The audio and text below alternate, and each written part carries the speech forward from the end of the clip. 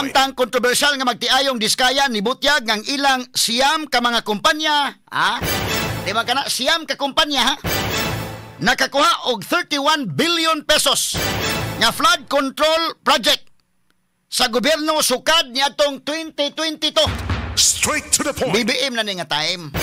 Nagsugod sila mahigala 2012, panahon pang Pinoy, sugod-sugod sila. Pero pag-abot sa 2016, nagpadayon sila.